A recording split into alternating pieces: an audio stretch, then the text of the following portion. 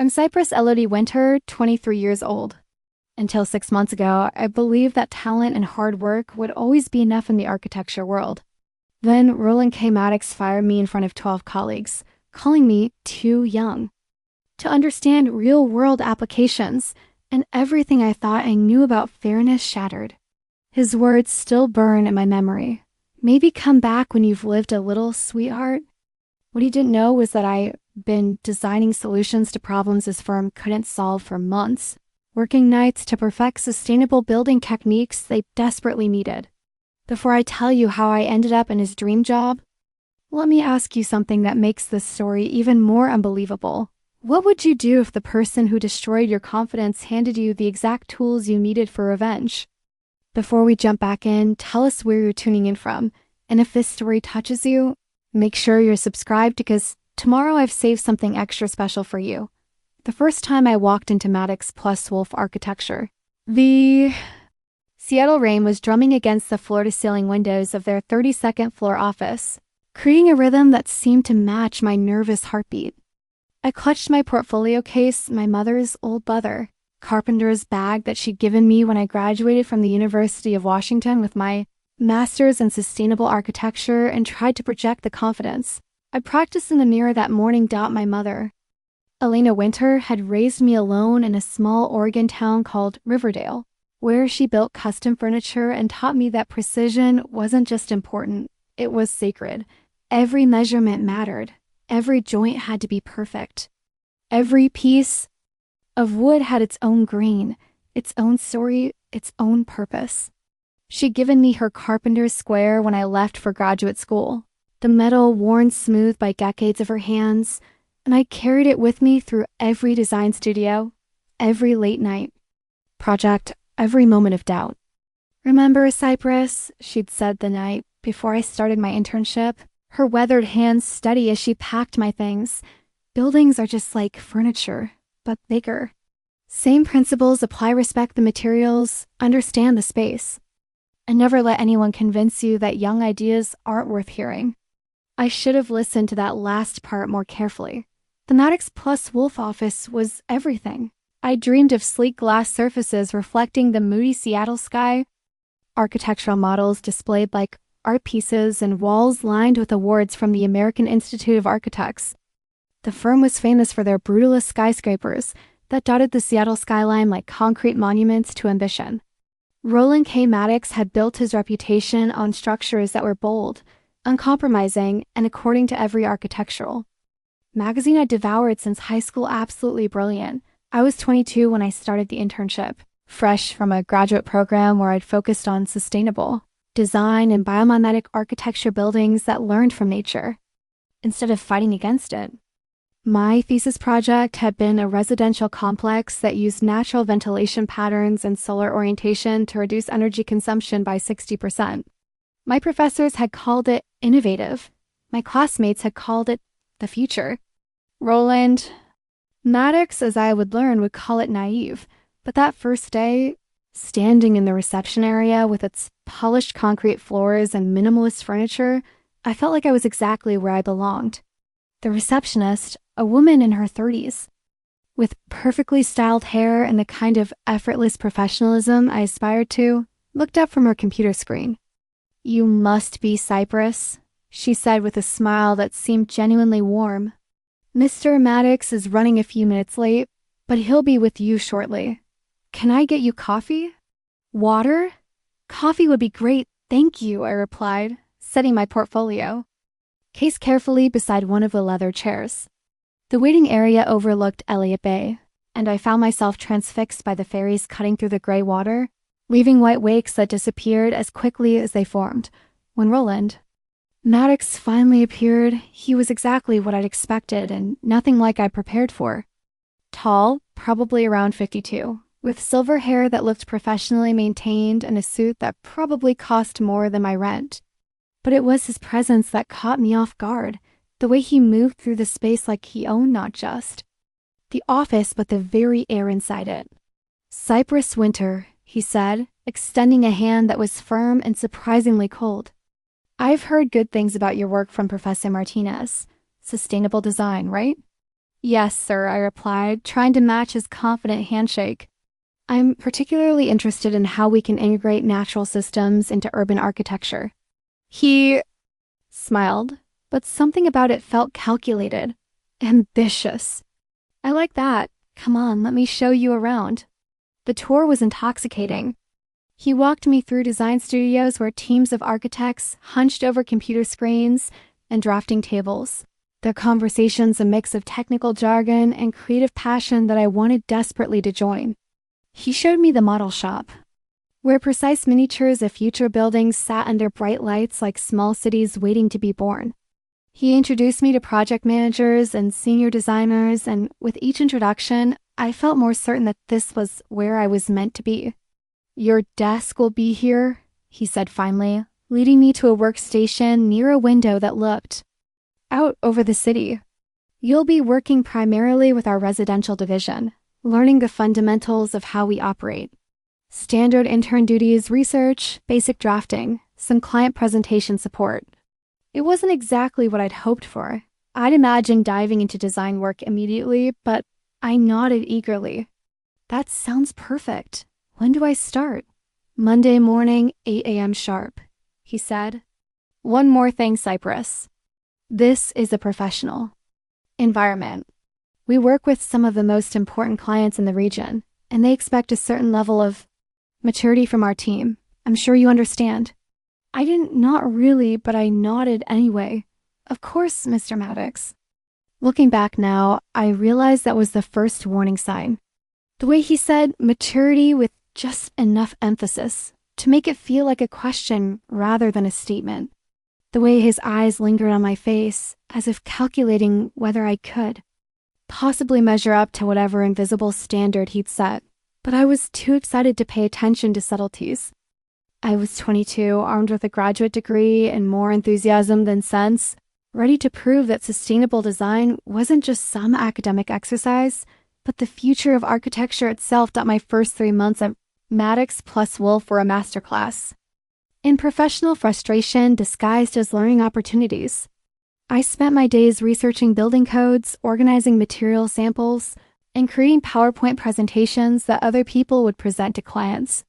The actual design work, the creative problem solving that had drawn me to architecture in the first place remained tantalizingly out of reach. But I watched. I listened.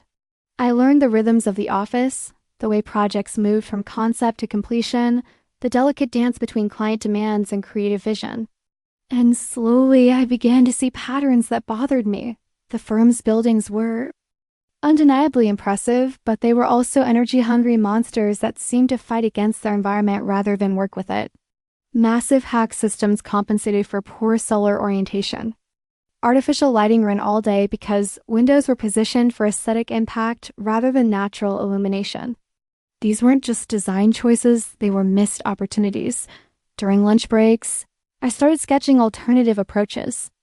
In my notebook, what if that new office building incorporated passive cooling strategies?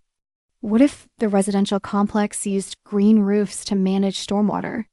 What if we treated sustainability not as an add-on, but as a fundamental design principle? It was Maris Thorne, another intern who'd started a month before me, who first encouraged me to share these ideas. Maris was 3 years older than me with a background in structural engineering and a quiet competence that I admired. She'd been assigned to work on the firm's most prestigious project, a mixed-use development that would reshape an entire Seattle neighborhood. You should show these to Roland, she said one afternoon, looking over my shoulder at a sketch that reimagined the development with integrated solar collection and natural ventilation. This is really smart thinking. You think so? I asked, suddenly self-conscious about the coffee stains on the notebook page. I know so, she replied. But maybe clean it up a bit first. You know how he is about presentation. I did know. Roland Maddox was famous for his attention to visual details, the way he could spot a misaligned line from across a room or notice when someone's color palette was slightly off. Everything that came out of his firm had to be perfect, not just functionally, but aesthetically. So I spent that weekend creating a proper presentation of my sustainability concepts. using the same sleek graphics and precise layouts I'd seen in the firm's client presentations. I researched comparable projects, calculated energy savings, and prepared cost-benefit analyses. By Monday morning, I had 15 pages of carefully crafted recommendations that could revolutionize how the firm approached environmental responsibility. I was proud of that presentation. It represented everything I'd learned about sustainable design, combined with a deep understanding of the firm's aesthetic standards and client expectations. I thought it proved that environmental consciousness and commercial success weren't mutually exclusive, they were mutually reinforcing. Scheduled a meeting with Roland for Tuesday afternoon, telling his assistant that I had some research to share about the mixed-use development. When Tuesday came, I arrived at his office 10 minutes early. My presentation printed on the firm's best paper and bound in a leather folder that matched the aesthetic of everything else in the office. Roland's office was a shrine to his own success framed. Magazine covers featuring his buildings, awards from professional organizations, and photographs of him shaking hands with mayors and city council members. The walls were lined with bookshelves containing architectural monographs and leather-bound volumes that looked more decorative than functional. "Cypress," he said, looking up from his computer screen with what I interpreted as professional interest. "What can I do for you?" "I've been thinking about the Riverside Development Project," I began, opening the folder with hands that were steadier than I felt. I have some ideas about how we might integrate sustainable systems without compromising the design vision. For the next 20 minutes, I walked him through my analysis.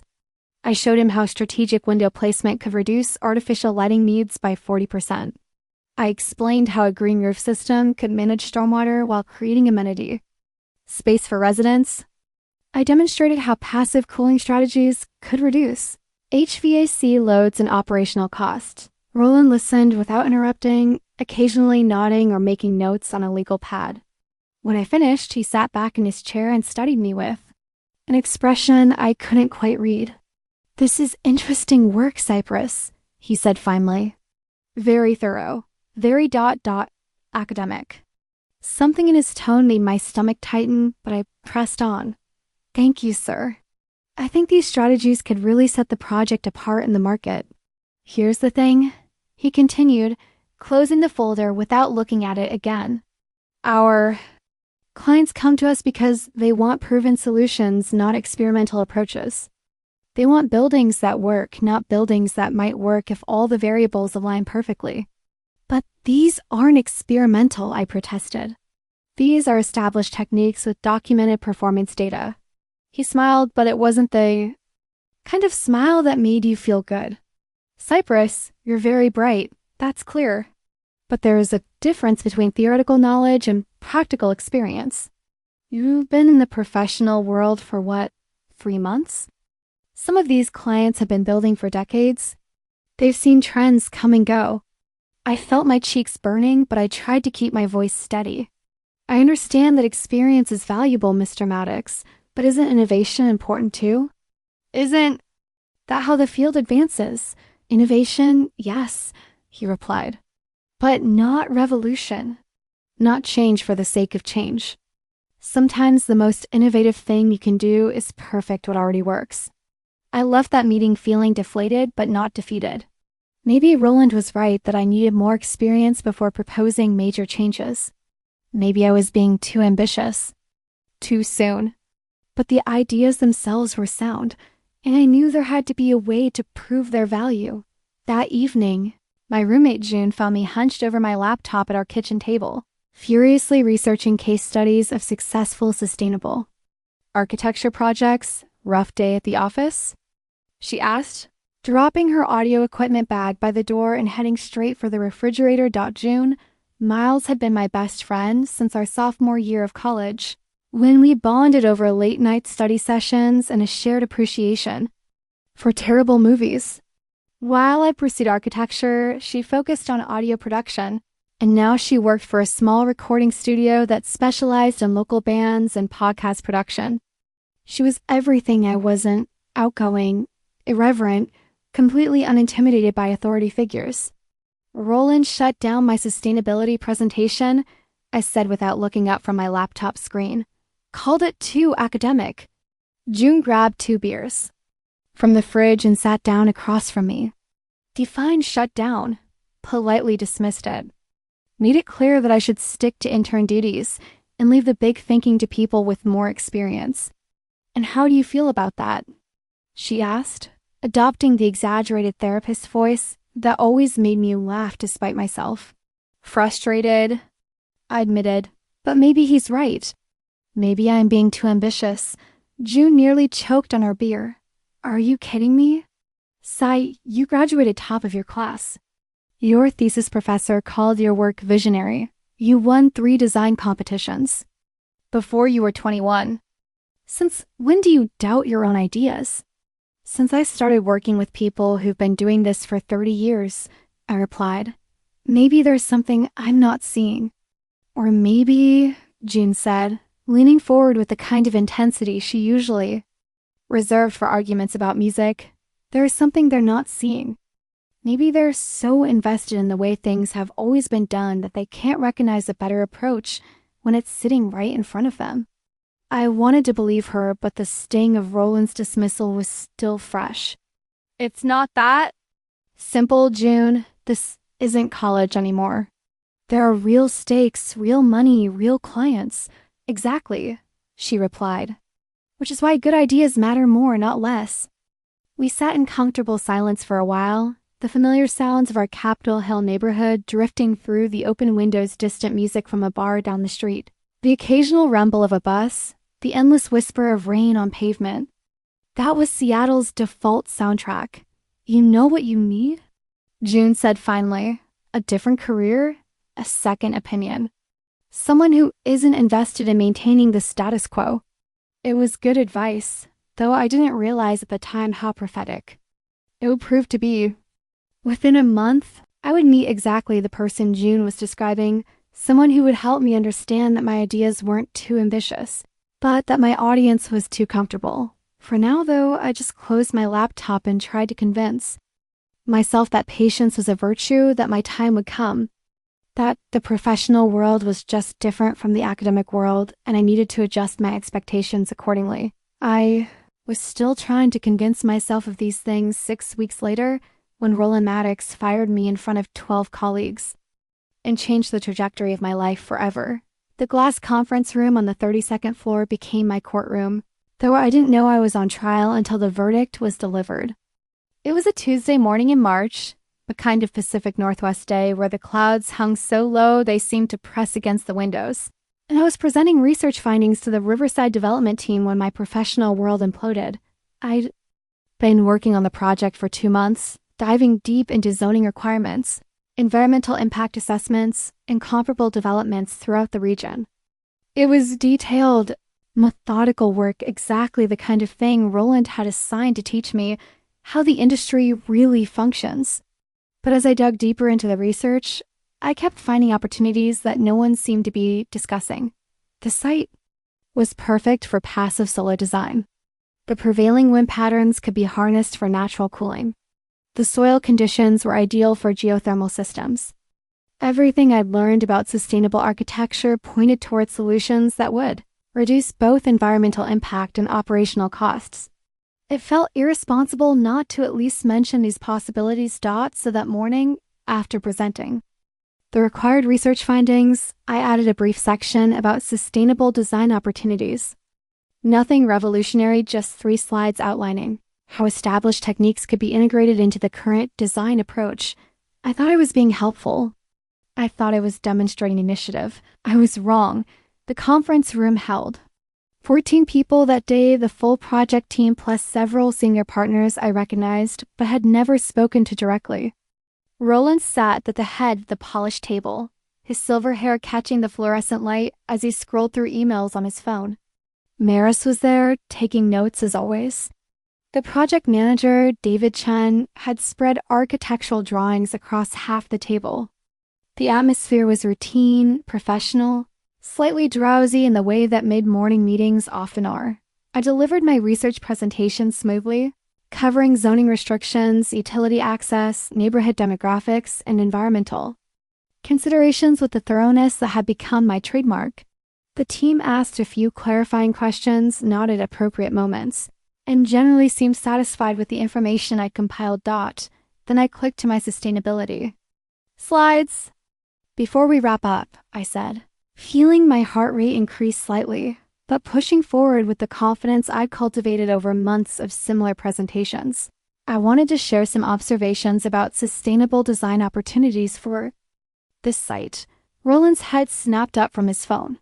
Something shifted in the room's energy, though I was too focused on my presentation to notice immediately. The site orientation is ideal for passive solar heating, I continued, clicking to a diagram I created showing how strategic window placement could maximize winter sunlight while minimizing summer heat gain. And the prevailing wind patterns suggest we could use natural ventilation to reduce HVAC loads by approximately 30%. I moved to the next slide, outlining how green roof systems can manage stormwater while creating amenity space. I explained how geothermal systems could provide efficient heating and cooling. I showed cost-benefit analyses that demonstrated how higher upfront investments in sustainable technology could reduce operational expenses over the building's lifetime.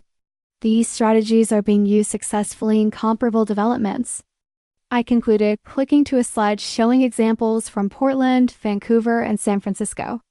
They could differentiate this project in the market while reducing long-term costs for residents. When I finished, the room was silent. Not the thoughtful silence that follows a compelling presentation, but the uncomfortable silence that precedes bad news. Roland was staring at me with an expression I'd never seen before, not disappointment or disagreement, but something harder to define. Irritation mixed with something that might have been contempt. "Thank you, Cypress," he said finally, his voice carefully controlled. "That was thorough." David Chung cleared his throat. "The sustainability concepts are interesting," he said diplomatically, "but we're pretty far along in the design development phase. Major changes at this point would require going back to the beginning." "I understand that," I replied quickly. "I wasn't suggesting we overhaul the current design. These are more like enhancements that could be integrated without major structural changes." "Enhancements," Roland repeated, setting his phone down and leaning back in his chair. "Tell me, Cypress, how many mixed-use developments have you designed?" The question caught me off guard. "None professionally, sir." "But in graduate school?" "Graduate school," he interrupted. "And how many clients have you worked with who are investing $50 million in a project like this?"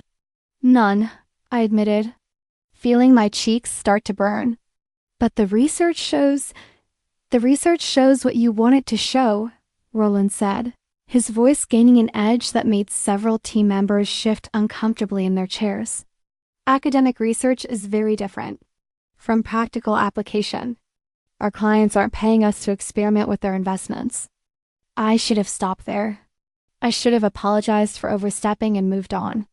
But something about his tone, about the way he was dismissing not just my ideas, but my right to have ideas, made me push back. "With respect, Mr. Maddox," I said, trying to keep my voice steady, "these aren't experimental techniques. They're established practices with documented performance records. The Seattle Municipal Code actually provides incentives for several of these strategies." The temperature in the room seemed to drop 10 degrees. Roland's expression shifted from irritation to something much colder. "Cypress," he said slowly, as if explaining something to a child, "you've been with us for how long? 4 months?" 3.5 months, I corrected, immediately regretting the precision. 3.5 months, he repeated. "In that time, you've done good work on basic research tasks. But presenting sustainability recommendations to a client development team requires a level of experience and judgment that, frankly, you don't yet possess." "I'm not trying to overstep," I said, feeling the words come out more defensively than I intended. "I just thought, that's exactly the problem," Roland interrupted, his voice rising slightly. "You thought? You made assumptions about what this project needs based on academic theory rather than practical experience.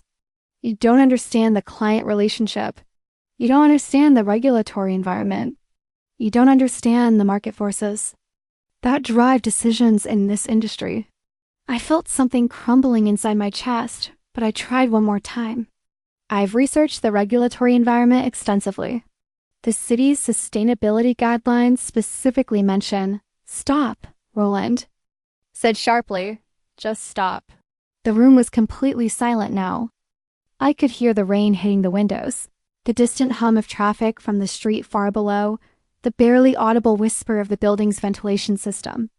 Everyone was looking at their laptops or notebooks or hands anywhere but at me. Roland stood up slowly, his hands flat on the conference table, his eyes locked on mine with an intensity that made me want to disappear.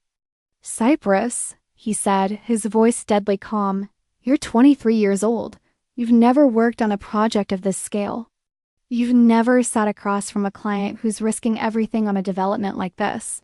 You've never had to explain to investors why their building is over budget or behind schedule because someone thought it would be interesting to try something new." My mouth felt dry, but I managed to whisper, "I understand that experience is important, but..." "No," he said, cutting me off. "You don't understand. You think you understand, but you don't. And that's exactly the problem." He walked around the table until he was standing directly in front of me, close enough that I could smell his expensive cologne and see the silver threading through his eyebrows. "Maybe," he said, his voice dropping to barely above a whisper, but somehow more devastating than if he'd shouted, "You should come back when you've lived a little, sweetheart. When you understand that the real world doesn't operate according to academic theories and graduate school fantasies." The word sweetheart hit me like a physical blow, not just because it was condescending, but because of the way he said it with just enough casual cruelty to make it clear that he wasn't just questioning my experience, but my right to be in that room at all. In fact, Roland continued, straightening up and adjusting his suit jacket, "I think it would be best if you cleared out your desk today. This internship isn't working out." The room spun slightly. I gripped the edge of the conference table to steady myself, trying to process what had just happened. "I'm sorry, what?" "You're fired, Cypress," he said matter-of-factly, "effective immediately. Rebecca will handle the paperwork with HR." I looked around the room, hoping for some sign of support, some indication that what was happening was as wrong as it felt. Maris was staring at her laptop screen with laser focus. David Chun was studying the architectural drawings as if they contained the secrets of the universe. The senior partners were checking their phones. No one met my eyes. "I don't understand," I said, my voice barely audible. "I was trying to help. I was trying to contribute." "You were trying to show off," Roland replied. "There is a difference. When you have enough experience to know that difference, maybe you'll be ready for this kind of work." He walked back to his seat and sat down, picking up his phone as if the conversation was over.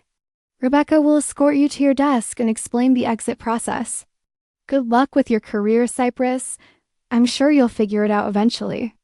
The next 20 minutes passed in a haze of humiliation and disbelief. Rebecca from HR peered at my elbow with a cardboard box and a sympathetic expression that somehow made everything worse. The walk to my desk felt like it lasted forever, with curious glances from colleagues following me across the office like a spotlight. I packed my few personal belongings, my mother's carpenter's square, a small plant June had given me to brighten my workspace, the coffee mug with my university logo, while Rebecca explained COBRA, benefits and confidentiality agreements in a gentle voice that suggested she'd done this many times before. "I'm sorry this didn't work out," she said as I sealed the box with tape that squeaked against the cardboard. "For what it's worth, your research work was really impressive, very thorough." I nodded, not trusting myself to speak. The rain was still falling against the windows, but now it sounded different, less like music and more like static. As Rebecca walked me to the elevator, I caught a glimpse of the conference room where my professional execution had taken place. The team was still there, back to discussing mundane project details as if nothing had happened. As if I had never existed, the elevator ride down 32 floors was the longest 90 seconds of my life. When the doors opened onto the lobby, I walked out into the Seattle afternoon carrying a cardboard box and the fragments of every assumption I'd ever made about fairness, merit, and the way the professional world was supposed to work. I stood on the sidewalk outside the building, rain soaking through my jacket while people in expensive suits hurried past me toward more important destinations. The city skyline stretched around me, filled with buildings that someone had designed, someone had believed in, someone had fought to create. But none of those someones apparently were going to be me. My phone buzzed with a text from June. How did the presentation go? I stared at the message for a long time, rain blurring the screen, before typing back. I'll tell you when I get home. But I didn't go home, not yet. Instead, I walked. I walked through Pioneer Square, past tourists taking photos of buildings I'd studied in school. I walked along the waterfront, watching ferries carry people toward better days. I walked until my shoes were soaked through and my cardboard box was spotted with rain damage. When I finally made it back to our apartment in Capitol Hill, June took one look at me and opened a bottle of wine without asking any questions. She let me sit on our secondhand couch, holding my mother's carpenter square and trying to understand how everything had gone so wrong so quickly. He called me sweetheart, I said finally, the words coming out like broken glass. June's expression darkened. He what? In front of the whole team. Told me to come back when I'd lived a little, sweetheart. That motherfucker, June said with a vehemence that surprised me. Please tell me you're going to report him. I laughed, but it came out hollow. Report him for what? For being right. For pointing out that I don't have enough experience? For being a condescending asshole who fired you for having good ideas, June replied. There's a difference. But sitting there in our dim apartment, rain still drumming against the windows, I wasn't sure I believed her. Maybe Roland was right. Maybe I had been naive to think that enthusiasm could substitute for experience. Maybe the professional world really was different from the academic world, and I'd been too stubborn to accept that. What I didn't know, couldn't have known, was that Roland Maddox had just made the biggest mistake of his career. Not because firing me was wrong, though it was, but because he'd underestimated what happens when you humiliate someone who has nothing left to lose. The cardboard box sat on our coffee table like evidence of my failure. Inside, my mother's carpenter's square caught the light from June's desk lamp, its worn metal surface reflecting tiny rainbows onto the ceiling. Precision, I thought, remembering my mother's words. Every measurement matters. I was about to learn just how precise revenge could be. Telling and preparing this story took us a lot of time. So if you are enjoying it, subscribe to our channel. It means a lot to us. Now back to the story. June's vintage. Microphones sat on our kitchen table like a monument to the power of being heard, its chrome surface reflecting the weak March sunlight that managed to penetrate Seattle's perpetual cloud cover. She'd brought it home from the studio that morning, planning to work on a podcast project about local artists, but instead we were using it as an impromptu therapy session prop. Talk into it, she said, positioning the microphone between us like a medieval chalice. Pretend you're being interviewed about what happened. June, this is ridiculous, I protested, though I was already leaning forward slightly. There was something compelling about the microphone's presence, the way it seemed to demand truth. Hear me, she replied. You've been moping for 3 days. You need to process this, and talking is how you process things. It had been 72 hours since Roland Maddox fired me, and I'd spent most of that time oscillating between rage and self-doubt. One moment I was convinced that he was a sexist dinosaur who couldn't handle being challenged by someone younger and more innovative. The next moment I was certain that I'd been naive and presumptuous, that I deserved everything that happened. June had been endlessly patient, bringing me coffee and takeout and listening to me rehash the same conversations over and over. But her patience was wearing thin, and this morning she decided that wallowing time was over. Fine, I said, clearing my throat and speaking toward the microphone with exaggerated formality. My name is Cypress Wynter, and I was recently fired from Maddox plus Wolf Architecture for the crime of having ideas. Tell me about these ideas, June said, slipping into interview mode with surprising ease. "Well," I continued, finding myself oddly relaxed by the formality of the exercise, "I proposed integrating sustainable design strategies into a mixed-use development. Passive solar heating, natural ventilation, green roof systems, nothing experimental. Just established techniques that could reduce environmental impact and operational costs." "And how did your supervisor respond to these suggestions?" The microphone seemed to pull honesty out of me. "He humiliated me in front of the entire project team. Told me I was too young to understand real-world applications. Called me sweetheart. And suggested I come back when I'd lived a little." Saying it out loud, speaking directly into the microphone as if I were telling this story to strangers, made the injustice of it crystallize. This wasn't about my lack of experience. This was about Roland's inability to tolerate being challenged, especially by someone who didn't fit his narrow definition of professional credibility. "What do you think really happened in that room?" June asked. I considered the question seriously, letting the microphone's presence create a sense of formal distance from my own emotions. "I think he felt threatened. I think he realized that my ideas were actually good, and that scared him. Not because he couldn't implement them, but because he hadn't thought of them himself." "And how does that make you feel?" "Angry," I said immediately. "But also determined. He made a mistake firing me." "A big mistake." June smiled and turned off the microphone. "There she is." I was wondering when my friend Cypress would come back. The mock interview had clarified something important. I wasn't upset because I'd been wrong, but because I'd been right at the wrong time in the wrong room with the wrong audience. My ideas weren't the problem. My timing was. That afternoon, I started making a list of architecture firms in Seattle that specialized in sustainable design. If Maddox plus Wolf wasn't interested in innovative approaches to environmental responsibility, maybe someone else would be. The list was shorter than I'd hoped. Seattle had plenty of architecture firms, but most of them focused on the same kind of prestige projects that dominated. Maddox plus Wolf's portfolio glass towers and luxury developments that prioritized aesthetics over environmental impact. The few firms that did emphasize sustainability were small, boutique operations that might not have the resources to hire someone with my limited experience, but one name kept appearing in my research: Salis Plus Associates, a firm I'd heard mentioned in graduate school but hadn't paid much attention to at the time. They specialized in eco-architecture and biomimetic design, creating buildings that worked with natural systems rather than against them.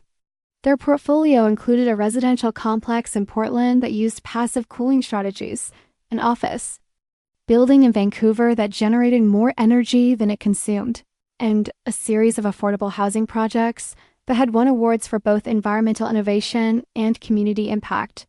The firm's founder was Evren Salas Donnelly, whose name I recognized from architecture journals and sustainable design conferences.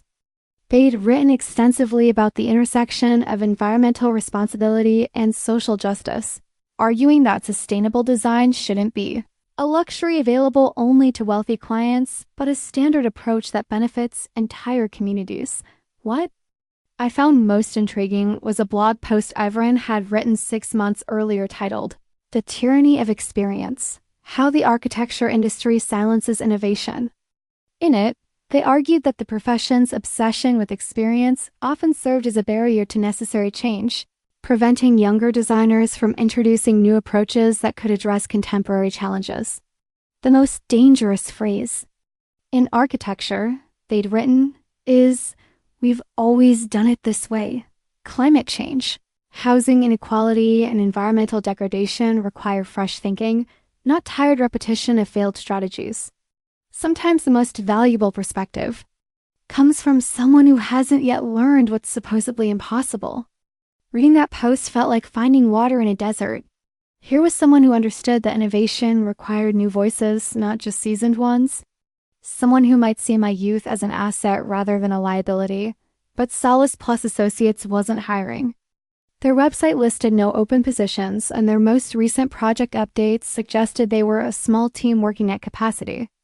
Reaching out cold seemed presumptuous, especially given my recent experience with presumption. So what's the worst thing that could happen? June asked when I explained my hesitation. They ignore your email. They tell you they're not hiring. At least then you'll know, she had a point. I'd already been rejected and humiliated. A polite no thank you from another firm couldn't possibly feel worse than what I'd already endured. I spent the next day crafting an email to Everin Donnelly. Not a formal job application, but something more personal, a message from one designer. To another, sharing my experience and asking for advice. I mentioned my background in sustainable design, my recent experience at Maddox plus Wolf, without going into specifics about the firing, and my interest in firms that prioritized environmental responsibility. I'm not expecting you to have job openings, I wrote in the closing paragraph, but I'd love to hear your thoughts about how young designers can find opportunities to work on meaningful projects.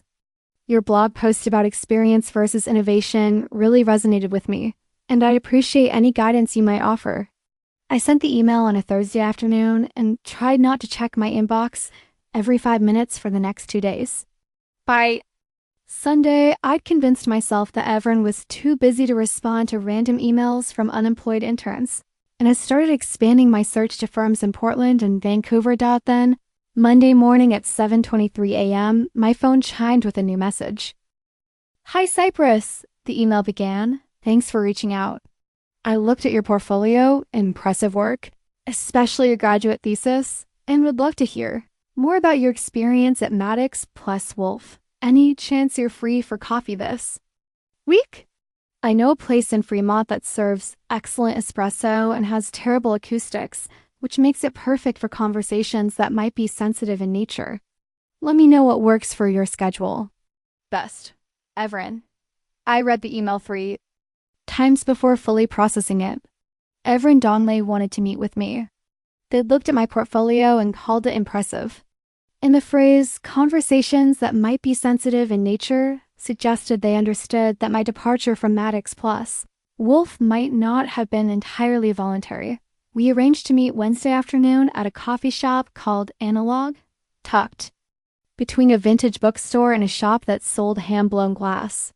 The neighborhood was quintessentially Seattle creative, slightly eccentric, populated by the kind of people who worked in creative industries and rode bicycles year-round despite the rain. I arrived 15 minutes early, partly from nervousness and partly because I wanted to observe Averin before they saw me. I'd studied their photo on the firm's website, but I was curious about their presence, their energy, the way they moved through Space Dot when they walked through the coffee shop door at exactly 2 p.m. I recognized them immediately, though their appearance was more striking in person than in photographs. Medium height, probably late 30s, with short dark hair that looked like it had been styled by running their fingers through it. They wore dark jeans, a gray wool sweater, and glasses with frames that suggested thoughtful deliberation rather than fashion consciousness. But it was their eyes that caught my attention, alert, curious, kind in a way that suggested genuine interest in other people's stories. When they spotted me at a corner table and smiled, I felt some of the tension I'd been carrying for weeks start to dissolve. Cypress? They said, approaching with a coffee cup already in hand. I'm Everin. Thanks for meeting me. Their handshake was firm without being aggressive, and when they sat down across from me, they gave me their full attention in a way that felt rare and valuable. So, they said, taking a sip of coffee and settling back in their chair, tell me about Roland Maddox. The directness of the question surprised me, but something about Everin's manner made honesty feel safe. Over the next hour, I told them everything: my excitement about joining the firm, my growing frustration with busy work, my sustainability presentation, and the humiliating scene in the conference room that ended with my termination. Everin listened, without interrupting, occasionally nodding or asking clarifying questions, but mostly just letting me tell the story at my own pace. When I finished, they sat quietly for a moment, staring into their coffee cup as if it contained answers to questions. I hadn't thought to ask. I worked for Roland once, they said finally. About 8 years ago, when his firm was smaller and I was younger and more willing to compromise my principles for the sake of career advancement. This was news to me. I'd researched Evron extensively, but hadn't found any connection to Maddox, Wolf, in their professional biography. It didn't end well, they continued. Different circumstances than yours, but similar dynamics. Roland has a problem with people who threaten his sense of intellectual superiority, especially when those people are younger or female or in any way different from his narrow conception of what an architect should look like. What happened? I asked. I proposed a project that would have revolutionized sustainable design in the Pacific Northwest, Evron said, their voice taking on a slight edge. A residential complex that used biomimetic principles to create naturally regulated temperature and humidity. It would have been gorgeous, efficient, and profitable. Roland called it a science experiment and killed the project. So you left? I was fired, Evron said with a wry smile. For lack of alignment with firm culture? Sound familiar? It sounded very familiar. But there was something in Evron's tone that suggested their story had a different ending than mine. The difference, they continued, is that I was 30 and had enough industry connections to land on my feet. You're 23 and just starting out. Roland probably figured he'd scared you out of the industry entirely. He might be right, I admitted. I've been questioning whether I'm cut out for this. Because one insecure man couldn't handle being challenged by someone smarter than him. Evron leaned forward, their intensity sudden and surprising. Cypress, your graduate thesis was brilliant. Your sustainability concepts for the Riverside development were exactly what that project needed. The problem isn't your ideas or your abilities. The problem is that you're trying to work within a system that's designed to exclude people like you. People like me? Young women with innovative ideas and the courage to voice them, Evron said. The architecture industry talks a good game about diversity and inclusion, but it's still dominated by men like Roland who treat the profession like an exclusive club. They're not interested in new perspectives. They're interested in maintaining their own relevance. Something clicked into place as Evron spoke. This wasn't about my qualifications or my experience. This was about power, who had it, who got to exercise it, and who was allowed to challenge it.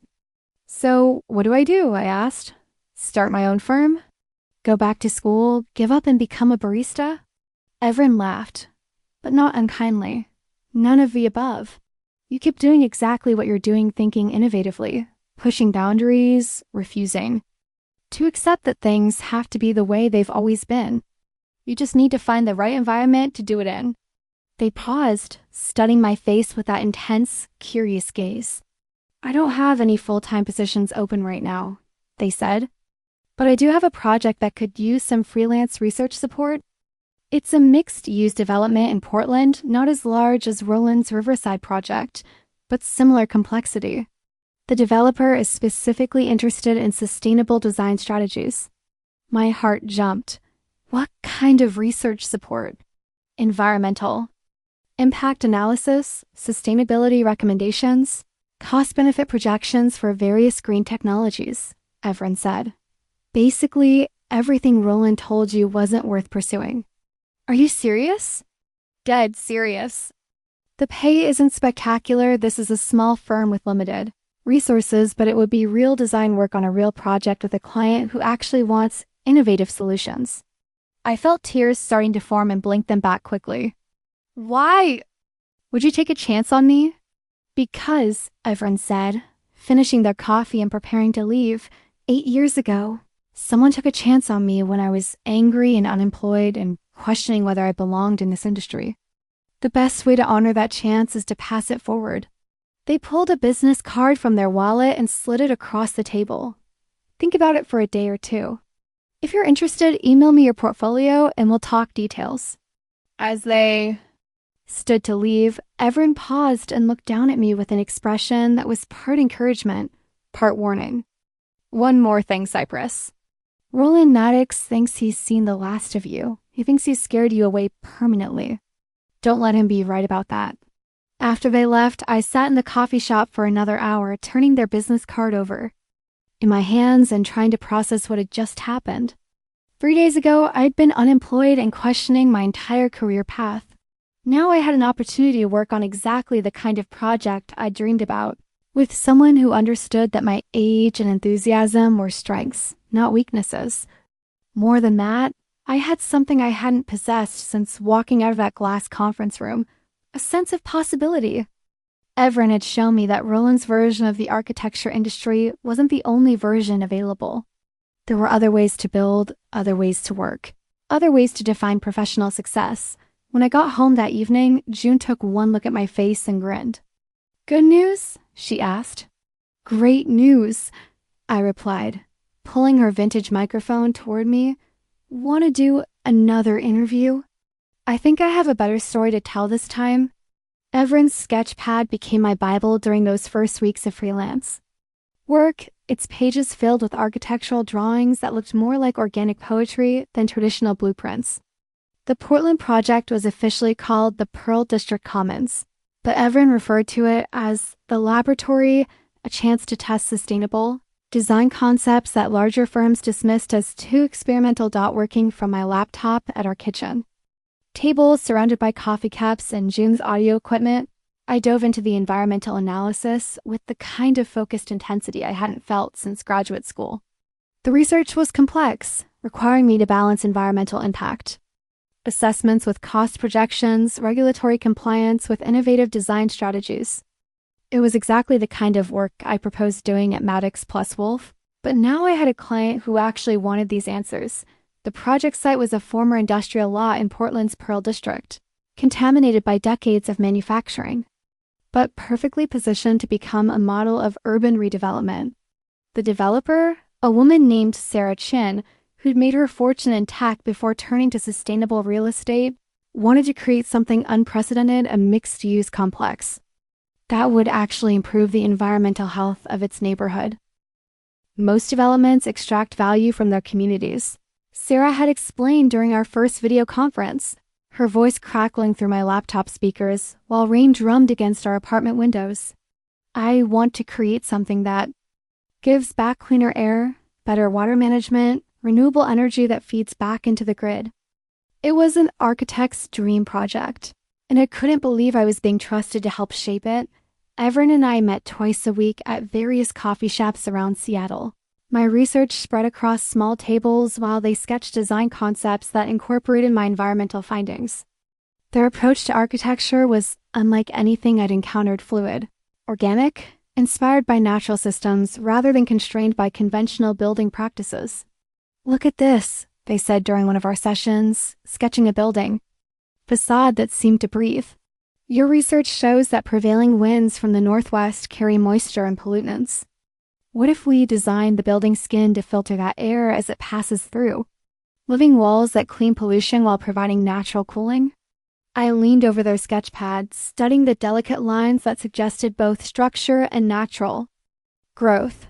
"Bioremediation architecture," I said, the concept clicking into place.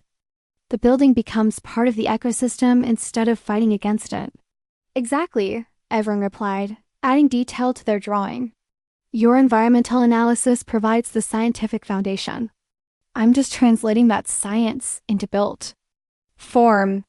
It was the kind of collaborative design process I'd imagined during graduate school, but had never experienced in practice. Instead of hierarchy and rigid roles, we had fluid conversation and shared problem solving. Instead of dismissing innovation as impractical, we were building practicality around innovation. The work was challenging in ways that stretched my technical knowledge and forced me to think beyond conventional approaches to sustainable design. Traditional green building strategies, efficient HVAC systems, low VOC materials, solar panels were just the starting point. Sarah wanted something more ambitious, a building that actively improved its environment rather than simply minimizing its negative impact. I spent hours researching biomimetic design principles, studying how natural systems manage energy, water, and waste. I learned about mycorrhizal networks that allow trees to share resources and communicate across forest ecosystems. I investigated how termite mounds maintain constant temperatures without mechanical heating or cooling. I explored how wetland plants filter pollutants from water while creating habitat for other species. Each piece of research became a potential design strategy. If mycorrhizal networks could distribute resources efficiently across large areas, could a building's mechanical systems operate on similar principles? If termite mounds could regulate temperature through passive ventilation, could we design facades that breathe like living organisms? If wetlands could clean water while supporting biodiversity, could our rooftop gardens treat stormwater runoff while providing urban habitat? The more I researched, the more excited I became about possibilities I never considered. This wasn't just sustainable design, this was regenerative design. Architecture that healed rather than harmed, that contributed to ecological health, rather than depleting it. But the research also revealed significant challenges. Many of the technologies we wanted to incorporate were still experimental, with limited performance data and uncertain costs. Building codes weren't designed to accommodate unconventional approaches to water management or air filtration. Construction methods would need to be adapted for systems that had never been implemented at this scale. The regulatory hurdles alone are going to be massive, I explained to Everin during one of our meetings, pointing to a list of building code provisions that would need variances or exceptions. Half of what we're proposing doesn't fit existing categories for mechanical systems or structural design. Good, Everin replied, continuing to sketch while we talked. If it fit existing categories, it wouldn't be innovative. Our job isn't to make this easy for regulators. Our job is to make it so compelling that they figure out how to say yes. Their confidence was infectious, but I couldn't shake my awareness of how differently this conversation would have gone at Maddox plus Wolf. Roland would have seen regulatory complexity as evidence that our ideas were impractical. Everin saw it as proof that we were pushing boundaries that needed to be pushed. The difference in approach extended beyond technical challenges to fundamental questions about the role of architecture in society. At Maddox plus Wolf, buildings were objects designed to generate profit and prestige for their developers and architects. At Salas plus Associates, buildings were interventions, opportunities to address environmental and social problems while creating beautiful, functional spaces. Architecture has always been political, Everin said one afternoon as we reviewed my latest batch of research. The question is whether you're supporting the status quo or working to change it. Roland builds monuments to capitalism disguised as design innovation. We're trying to build prototypes for a different kind of future. I was beginning to understand that my firing from Maddox plus Wolf hadn't been about experience or competence. It had been about incompatible visions of what architecture could and should do. Roland saw my sustainability proposals as threats to his established approach. He was probably right to be threatened. Working with Everin was teaching me that there were other ways to practice architecture, other definitions of professional success, other clients who valued innovation over convention. But it was also revealing how much the industry needed to change to accommodate these alternatives.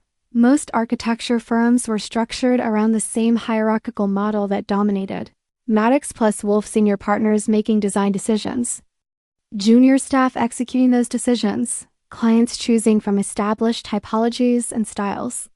Innovation happened incrementally, within safe parameters, driven more by market forces than environmental necessity. Firms like Salas plus Associates were still rare, small, dependent on finding clients brave enough to invest in unproven approaches. The Pearl District Commons was possible because Sarah Chun had both the financial resources and environmental commitment to support experimental design. Most developers weren't willing to take those risks. The industry is changing, Everin assured me when I voiced these concerns. Slowly, unevenly, with lots of resistance from people who have investments in the old ways of doing things. But climate change is forcing conversations that couldn't be avoided 5 years ago. Clients are starting to ask different questions. They were right about the changing conversations. Even during my brief time at Maddox plus Wolf, I noticed increased attention to environmental performance in architectural magazines and professional conferences. The American Institute of Architects had recently adopted new guidelines for carbon-neutral design. Cities were implementing green building requirements and offering incentives for sustainable development. But change was happening faster in academic and policy circles than in professional practice. Firms like Maddox plus Wolf were still designing buildings as if environmental impact was someone else's problem. They were still prioritizing short-term costs over long-term performance, aesthetic impact over ecological responsibility. That's why projects like this matter so much, Everin said, tapping their sketch pad with a pencil. We're not just designing a building. We're proving that another approach is possible. Every successful project makes the next one easier to sell. The Pearl District Commons was becoming more than a freelance assignment for me. It was an education in how architecture could respond to environmental crisis, how design could address social inequity, how buildings could heal rather than harm.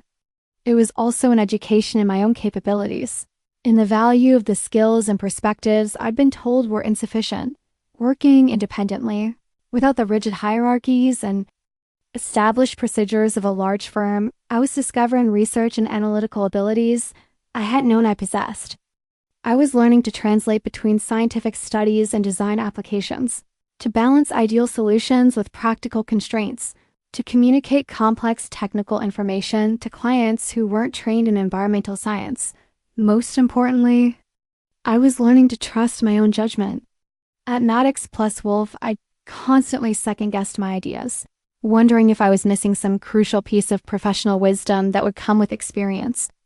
Working with Everin, I was discovering that my instincts were often correct, that my analytical approach yielded valuable insights, that my perspective was an asset rather than a liability. You realize you're ready for much more than research. Support, Everin told me one afternoon as we reviewed my latest deliverables. This environmental analysis is sophisticated enough to support a doctoral dissertation. Your design recommendations are more innovative than anything I've seen from firms 10 times our size. It doesn't feel like enough, I admitted. I keep thinking about everything I don't know, all the experience I lack. Experience isn't just about time, Everin replied. It's about exposure to different challenges, different ways of thinking, different approaches to problem solving. You've learned more about sustainable design in the past month than most architects learn in years of conventional practice. They paused, studying me with that intense, curious gaze that made me feel simultaneously transparent and understood. Roland Maddox fired you because you were threatening to outgrow the box he built around entry-level positions. He couldn't handle the possibility that someone your age might have insights he'd never considered. How do you know that? Because he did the same thing to me, Everin said simply. And because I recognize the look of someone who's been told they're not ready for opportunities they're obviously prepared to handle.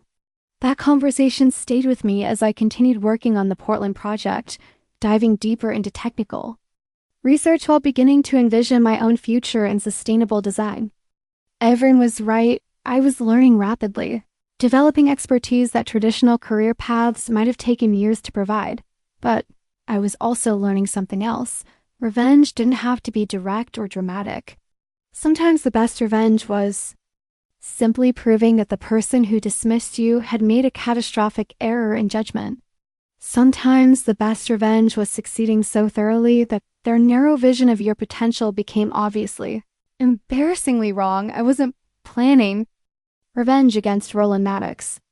I was planning something better. I was planning to become the kind of architect he told me I could never be, not in spite of my age and perspective, but because of them. The Pearl District Commons was going to be just the beginning. The blog post that changed everything started as a rant typed into my laptop at 2 a.m. on a Tuesday night in April, 3 months after Roland Maddox fired me and 6 weeks into my collaboration with Everin on the Portland project. I'd been lying awake thinking about a conversation I'd had earlier that day with Maris Thorne, my former colleague from Maddox plus Wolf, who had finally reached out to apologize for her silence during my termination. I should have said something. Maris had confessed over coffee at a neutral location in Capitol Hill, far from the glass towers where Roland held court. What happened to you was wrong, but I was scared. I needed the job, and I'd seen what happened to people who challenged him before.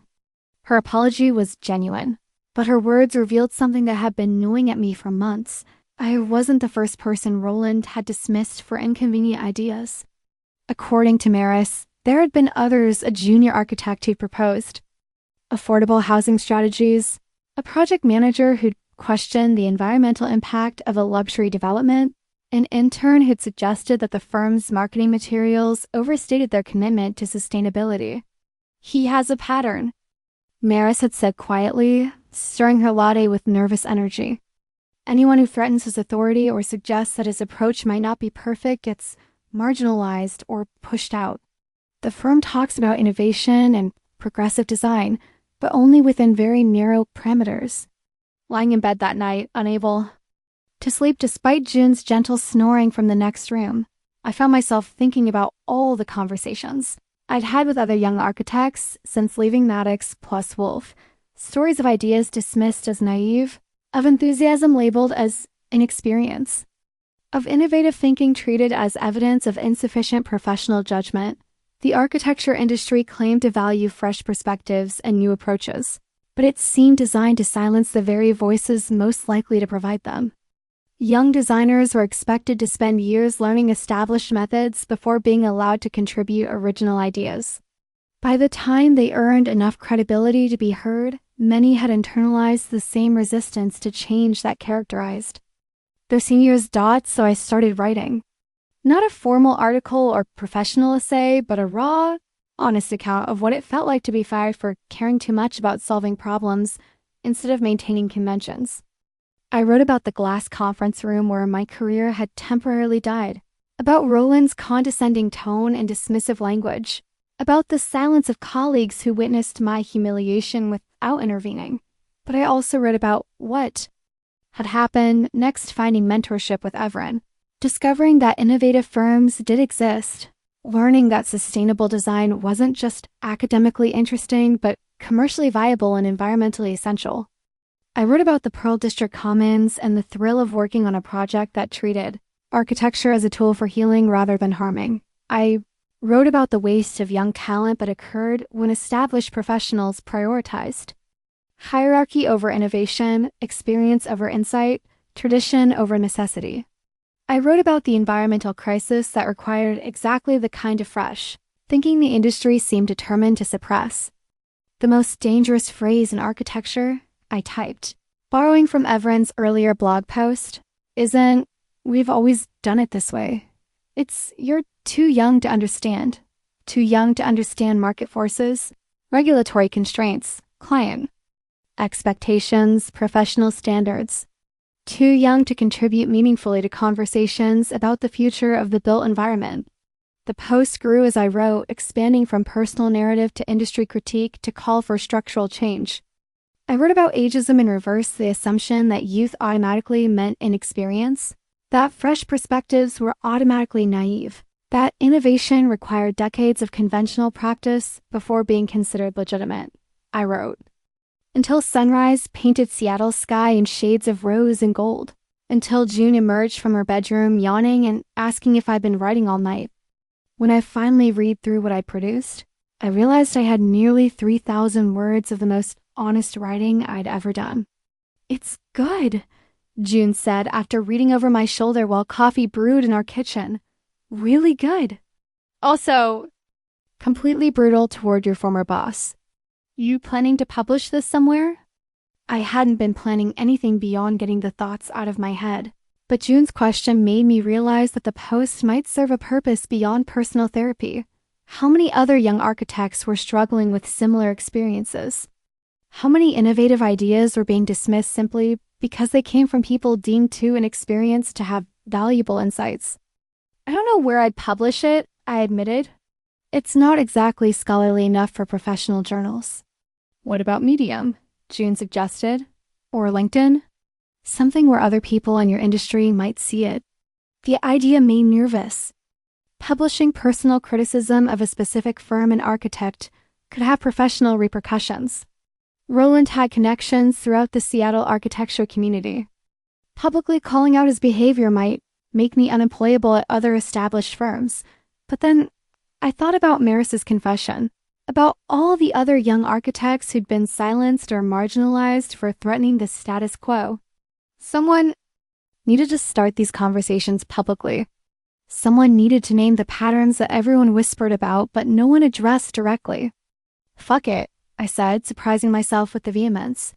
If I can't speak honestly about what happened, then the whole system just continues unchanged. I spent the rest of the morning editing the post, softening some of the more inflammatory language while keeping the essential criticisms intact. I added context about sustainable design and environmental responsibility, explaining why innovative approaches weren't just beneficial, but necessary for addressing climate change.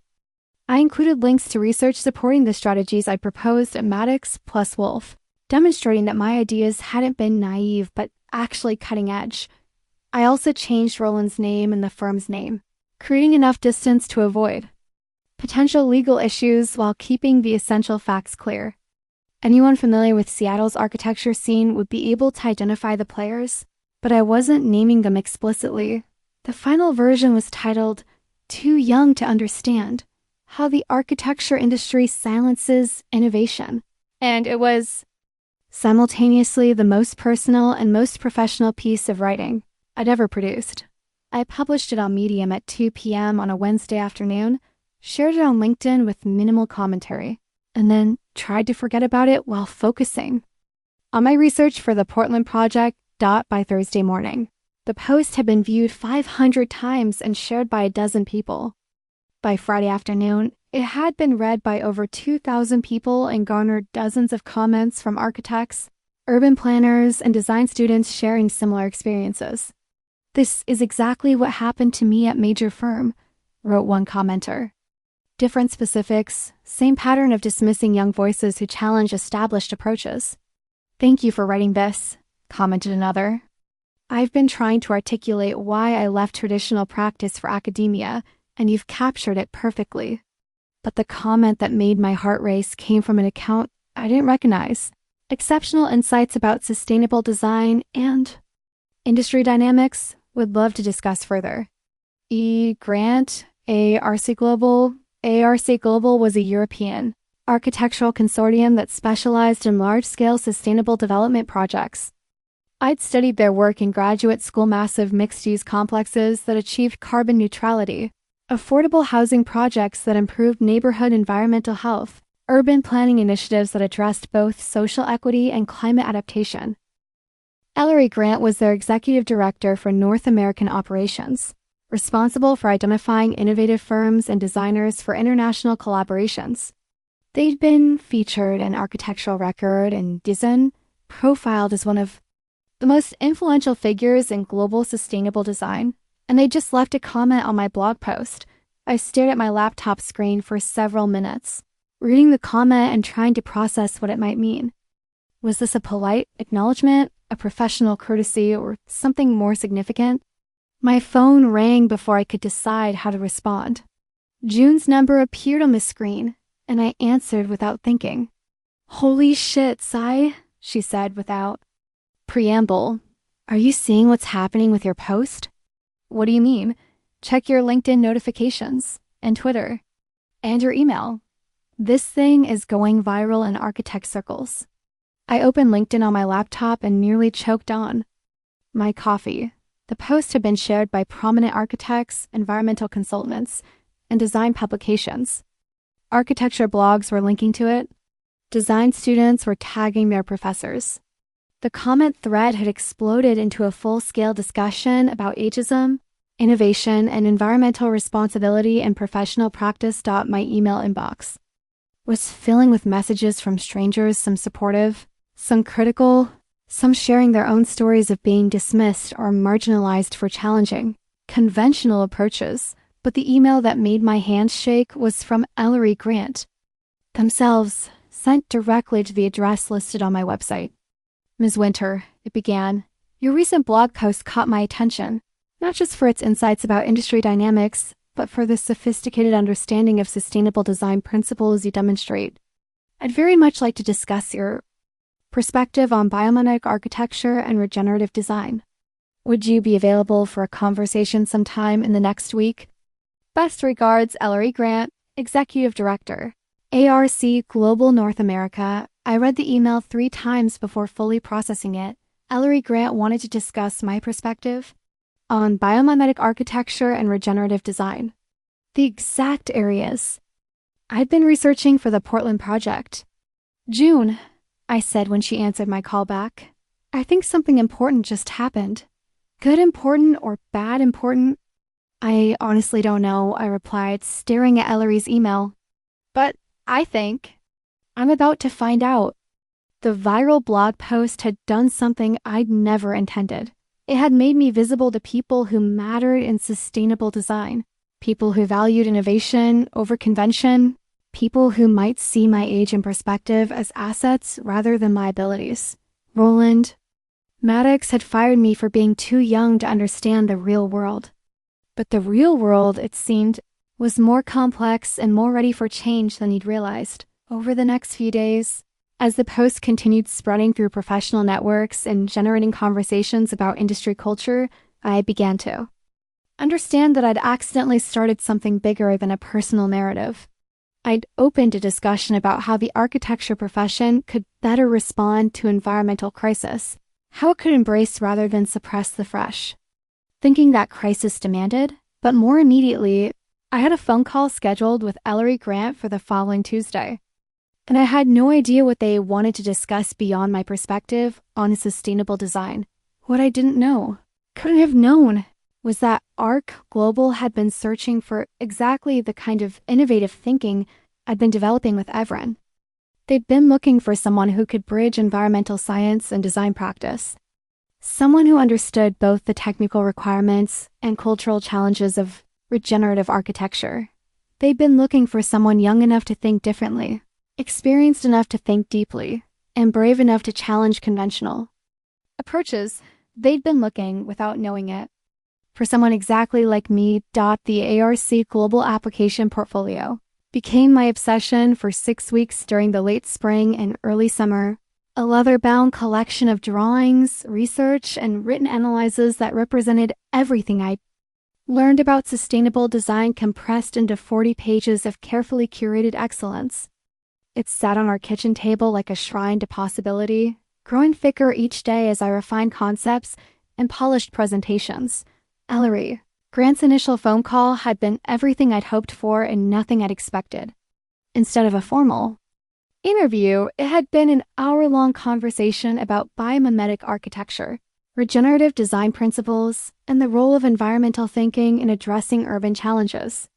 They'd asked thoughtful questions about my research methods, my design philosophy, and my thoughts on scaling innovative approaches for large-scale implementation. We're not just interested in sustainable buildings, Ellery had explained. Their British accent lending authority to words that made my heart race. We're interested in sustainable systems architectural, interventions that improve environmental and social conditions rather than simply minimizing negative impacts. That was exactly what I'd been working toward with Evren on the Portland project, though I hadn't had language sophisticated enough to articulate it clearly. ARC Global dealt with projects at a scale I'd only dreamed about. Entire neighborhoods, city districts, regional planning initiatives that could reshape how hundreds of thousands of people lived and worked. Your blog post suggested you understand the cultural barriers to innovation in North American practice, Ellery had continued. We're looking for someone who can help us navigate those barriers while maintaining the environmental standards that define our work. They'd invited me to submit a portfolio for their Emerging Professionals program, one-year position that combined project work with mentorship, research with practical application, European sustainable design standards with North American market realities. The position was based in Seattle but involved travel to ARC Global projects throughout the Pacific Northwest and occasional trips to their headquarters in Copenhagen. I should mention, Ellery had added at the end of our conversation, that we've received over 200 applications for this position. The selection process is quite competitive. Competitive was an understatement. As I researched previous recipients of ARC Global Emerging Professional positions, I discovered that most had graduate degrees from prestigious international programs, several years of experience at top-tier firms, and portfolios showcasing completed projects worth millions of dollars. Many had already won design competitions or published research in peer-reviewed journals. I had a master's degree from a solid but not elite program, 6 months of professional experience, 3 of which had ended in termination, and a portfolio consisting mainly of academic projects plus my research for Everin's Portland development. "You're catastrophizing again," June observed one evening, finding me hunched over my laptop reading the biography of last year's program recipient who had designed award-winning housing complexes in 3 countries before turning 27. "I'm being realistic," I replied. "Look at these people. They're all accomplished architects with international experience and prestigious credentials. I'm an unemployed intern with strong opinions about sustainable design." "You're brilliant." Designer who's been working on exactly the kind of innovative projects Arc Global specializes in, June corrected. "And you wrote a blog post that started industry-wide conversations about innovation and environmental responsibility." "That's not nothing." She was right, but imposter syndrome had settled into my brain like fog, making everything feel uncertain and inadequate. The application required not just a portfolio, but a research proposal, a design challenge response, and a written statement about my vision for sustainable architecture in the 21st century. Each component felt overwhelming in its own way, but together they represented the most important professional opportunity I'd ever encountered. This wasn't just a job application, it was a chance to join an organization that was reshaping how architecture responded to environmental crisis. I started with the research proposal, building on work I'd been doing with Everin about biomimetic design principles.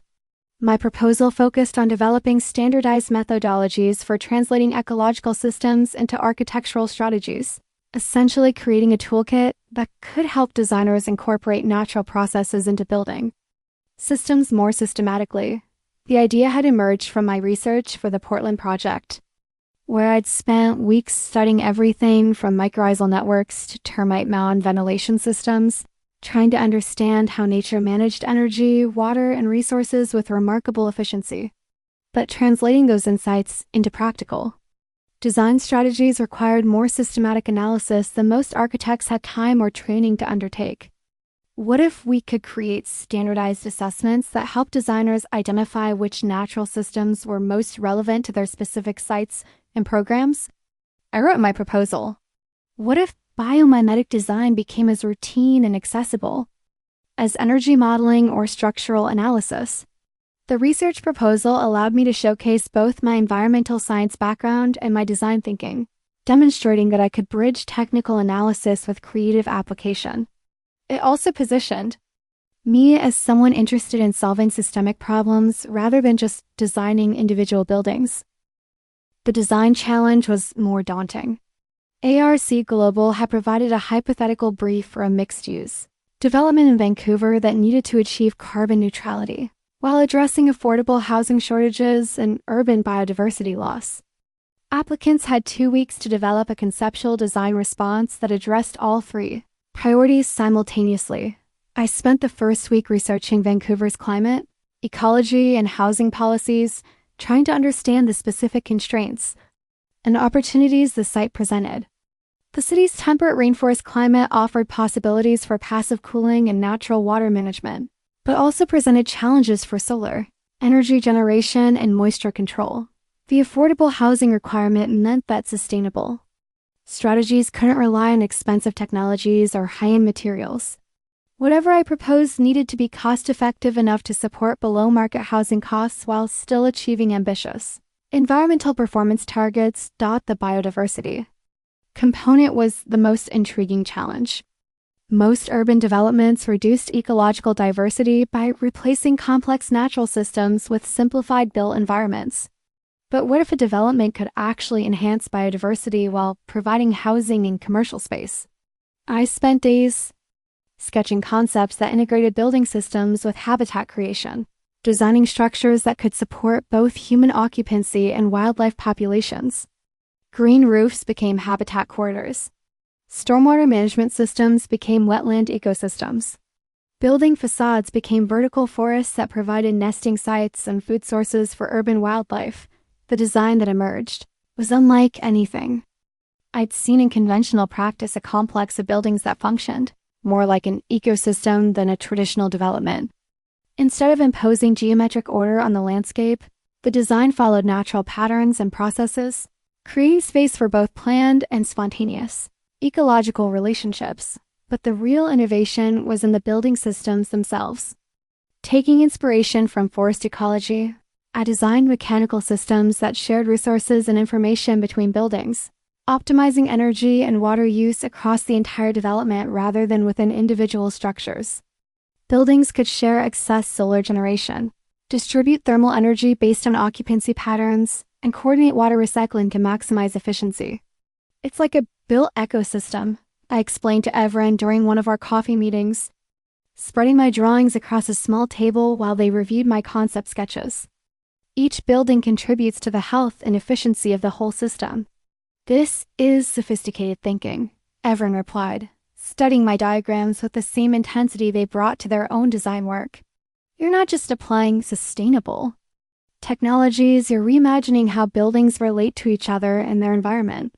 Their approval meant everything to me, but I couldn't shake the feeling that my design was too experimental, too radical for a competitive application. Process? Other candidates were probably proposing elegant variations on proven sustainable design strategies. I was proposing something closer to science fiction. Revolutionary ideas always seem impossible until they become inevitable, Everin said one. I voiced these concerns. Art Global didn't become a leader in sustainable design by playing it safe. They're looking for people who can imagine different futures, not just optimize existing approaches. The written statement was the final component, and in many ways the most challenging. How could I articulate a vision for a sustainable architecture that was both ambitious enough to be compelling and practical enough to be credible? How could I position myself as a serious thinker about environmental design when my professional experience consisted mainly of being fired for having too many ideas? I decided to focus on the theme that had driven all my work since leaving Maddox plus Wolf: the need for architecture to move beyond minimizing harm toward actively improving environmental and social conditions. Buildings couldn't just be less bad, they needed to be regenerative, restorative, beneficial to the ecological and social systems they inhabited. The climate crisis requires architecture to become medicine rather than poison, I wrote in my opening paragraph. We can no longer afford buildings that merely shelter human activities while degrading the environments that support all life. We need buildings that heal, that restore, that contribute to the health and resilience of both human and natural communities. I wrote about the cultural barriers that prevented this transformation, the professional conservatism that prioritized proven approaches over necessary innovation, the economic systems that rewarded short-term profits over long-term sustainability, the regulatory frameworks that made experimental approaches difficult to implement. But I also wrote about opportunities I saw emerging young designers who understood environmental science as well as aesthetic theory, clients who valued ecological performance alongside financial returns, technologies that made ambitious sustainability goals increasingly achievable. My generation of architects doesn't have the luxury of treating environmental responsibility as an optional add-on to design excellence, I concluded. For us, environmental performance isn't a specialty area, it's the foundation of all architectural practice. We're not trying to balance sustainability with other priorities. We're trying to redefine architectural excellence to include ecological wisdom as a fundamental requirement. When I finally assembled the complete portfolio in mid-July, it represented the most concentrated period of creative and intellectual work I'd ever undertaken. 40 pages of research, analysis, drawings, and writing that demonstrated everything I'd learned about sustainable design while proposing directions. I wanted to explore further. June helped me pack the portfolio in a protective case, handling the bound document with the reverence it deserved. This is incredible work, Sai, she said, flipping through pages of carefully formatted drawings and precisely written analyses. Regardless of what happens with the application, you should be proud of what you've created here. I was proud, but also terrified. The portfolio represented months of unpaid work, intellectual energy, and emotional investment. It contained my best thinking about architectural responses to environmental crisis, my most innovative design concepts, my clearest articulation of professional goals and values.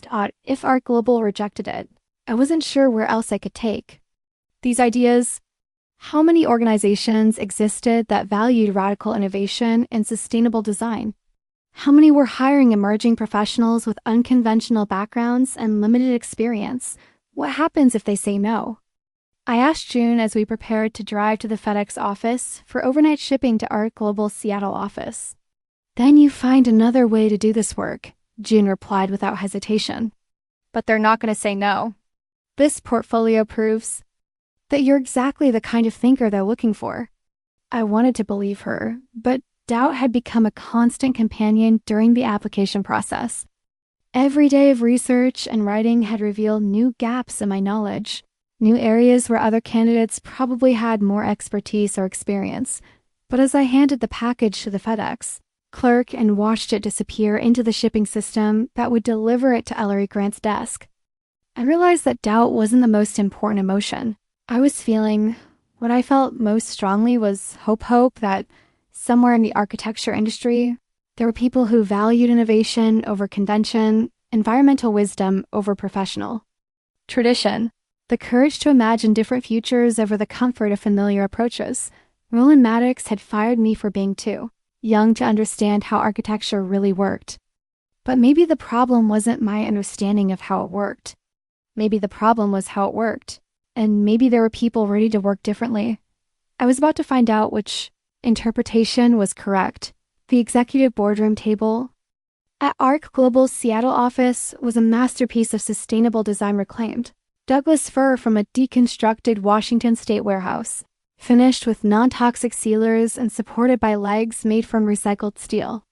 Sitting at that table on a cloudy August morning, 6 weeks after submitting my portfolio, I tried to project confidence while my heart hammered against my ribs like a trapped bird. The interview process had been unlike anything I'd experienced. 3 rounds of conversations with different team members, each focusing on different aspects of my application. Technical discussions about biomimetic design principles with their lead environmental engineer. Creative sessions where I'd sketch solutions to hypothetical design challenges while thinking aloud about problem-solving approaches. Philosophical conversations about the role of architecture in addressing climate change and social equity. But this final interview was different. Instead of individual conversations, I was meeting with the entire North American leadership team. Ellery Grant, their environmental performance director, their head of project development, and their chief financial officer. The stakes felt higher, the questions more pointed, the evaluation more comprehensive. "Your portfolio impressed us," Ellery began. My application materials spread across the table between us like evidence in a trial. The research proposal demonstrates sophisticated understanding of ecological systems, and your design response to the Vancouver Challenge showed remarkable innovation. But we need to discuss practical implementation. Dr. Sarah Kim, the environmental performance director, leaned forward with an expression that was simultaneously encouraging and challenging. "Your biomimetic design concepts are fascinating theoretically. But how do you propose we translate experimental approaches into built projects with real budgets, real timelines, and real regulatory constraints?" It was the question I'd been preparing for since submitting my application, but hearing it in this context made my mouth go dry. These were academic exercises. Arc Global built actual projects that needed to function in the real world, generate returns for investors, and satisfy regulatory requirements in multiple jurisdictions. I think the key is developing hybrid strategies that combine proven technologies with innovative applications, I replied, trying to keep my voice steady. Take the Vancouver project, design the mechanical systems that share resources between buildings, use established heat recovery and energy storage technologies, but coordinate them in new ways that optimize performance across the entire development rather than within individual structures. I pulled out my laptop and opened the technical diagrams I prepared for exactly this conversation. The biomimetic ventilation system is based on termite mound airflow patterns, but it uses conventional fans, ducts, and controls. The innovation isn't in the technology itself. It's in how we organize and operate that technology to mimic natural processes. James Park, The head of project development studied my diagrams with the focused attention of someone who'd managed dozens of complex construction projects. What about construction sequencing? These integrated systems seem to require coordination that's more complex than typical building projects. That's true, I admitted. But I think the coordination challenges are similar to what we already see with high-performance building systems. Passive house projects require similar attention to detail and systems integration. LEED Platinum buildings require similar coordination between disciplines. The difference, added Rebecca Martinez, the chief financial officer, is that your proposed systems are largely untested at scale. How do we price unknown quantities? How do we warranty experimental approaches? How do we explain unfamiliar systems to clients and contractors? These were the hardest questions, the ones that address the gap between innovative design and practical implementation. I'd spent weeks researching comparable projects and developing responses, but I knew my answers would determine whether I'd proven myself ready for this opportunity. I think the answer is phased implementation and careful documentation, I said, opening another section of my laptop presentation. We start with pilot projects that test specific biomimetic strategies in controlled conditions. We document performance meticulously, develop standardized details and specifications, and build a database of proven approaches that can be scaled up for larger projects. I clicked through case studies I'd assembled of innovative sustainable design projects that had followed similar development paths. The Bullitt Center in Seattle started as an experimental net-zero office building, but the lessons learned there have been applied to dozens of subsequent projects. The same thing happened with passive house standards in Europe. Experimental approaches became mainstream through careful documentation and gradual adoption. But those examples took years to develop, Dr. Kim pointed out. Climate change requires faster implementation of sustainable design strategies. We can't afford decade-long research and development cycles, which is why I think biomimetic approaches are actually faster to implement than conventional R&D. I replied, warming to an argument I'd been developing for months. Nature has already solved the engineering problems we're trying to address. We don't need to invent new technologies, we need to understand and adapt existing natural systems. I opened my research portfolio, showing detailed studies of termite mound ventilation, mycorrhizal resource distribution, and wetland water treatment processes. All of these systems can be translated into building applications using existing technologies. The innovation is in the organization and control strategies, not in the fundamental engineering. Ellery had been listening quietly, occasionally, taking notes on a legal pad, but now they leaned forward with renewed interest. Tell us about your long-term vision. Where do you see this work leading? This was the question I'd been hoping for, the chance to articulate not just technical solutions, but broader implications for how architecture could respond to environmental crisis.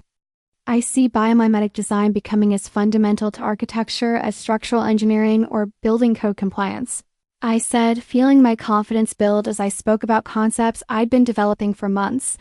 Every building site has specific ecological conditions, climate, hydrology, soil composition, natural plant and animal communities. Those conditions suggest design strategies that can improve environmental performance while reducing operational cost. I stood up and moved to the whiteboard mounted on the conference room wall, sketching diagrams as I talked. Imagine architecture. Firms with in-house ecological consultants, the same way they currently have structural and mechanical engineers. Imagine building codes that incentivize biomimetic strategies. Imagine clients who expect their buildings to contribute to ecosystem health rather than simply minimizing environmental damage. That's a compelling vision, Rebecca said, but it implies significant changes in professional practice, regulatory frameworks, and market expectations. How do we bridge from current reality to that future? Through projects like the ones Ari Global already builds, I replied, turning back to face the table. Every successful sustainable building project proves that environmental performance and commercial viability aren't mutually exclusive. Every innovation that gets documented and replicated makes the next project easier to develop and finance. But also through cultural change, I continued. feeling more confident as I spoke about ideas I'd been developing since my experience at Maddox plus Wolf. The architecture industry needs to value innovation alongside experience, environmental wisdom alongside aesthetic sophistication, systemic thinking alongside individual building design. Ellerie's expression suggested I'd struck the right note. Your blog post about age discrimination in architecture got quite a bit of attention. Do you see generational change as necessary for environmental progress in the industry? I think fresh perspectives are essential, but not exclusively young perspectives, I replied carefully. Some of the most innovative, sustainable design work is being done by architects with decades of experience who are willing to question conventional approaches. The problem isn't age, it's intellectual rigidity, regardless of when it develops. But I do think my generation brings a sense of urgency that's sometimes missing from established practice, I added. We're going to spend our entire careers dealing with the consequences of climate change. For us, sustainable design isn't a specialty interest, it's an existential necessity. The conversation continued for another hour, covering everything. From project management methodologies to international building standards to the cultural barriers that slowed adoption of innovative approaches. By the time Ellery announced that they had all the information they needed, I felt simultaneously exhausted and exhilarated. We'll be making our decision within the next 2 weeks, Ellery said as they walked me to the elevator. Regardless of the outcome, I want you to know that your application materials are among the most innovative and thoughtful we've received. Thank you, I replied, shaking hands with each team member. This has been an incredible opportunity. Just having these conversations. As the elevator descended from the 20th floor, I tried to process what had just happened. The interview had been more challenging than I'd expected, but also more encouraging. They asked hard questions about practical implementation, but they also seemed genuinely interested in my ideas about biomimetic design and cultural change in architecture. Most importantly, they treated me as a serious candidate for a position that could reshape my entire career trajectory. Whatever happened next, I'd proven to myself that my ideas were sophisticated enough to warrant consideration by one of the world's leading sustainable design organizations. June was waiting in the lobby when I emerged from the elevator, having driven me to the interview for moral support. How did it go? She asked, studying my face for clues. I think it went well, I said, though my voice carried uncertainty I couldn't quite suppress. They asked incredibly detailed questions about technical implementation. Either they're seriously considering me or they're very thorough about letting people down gently. They're seriously considering you, June said with characteristic confidence. You've been preparing for this opportunity your entire academic and professional life. They'd be crazy not to hire you.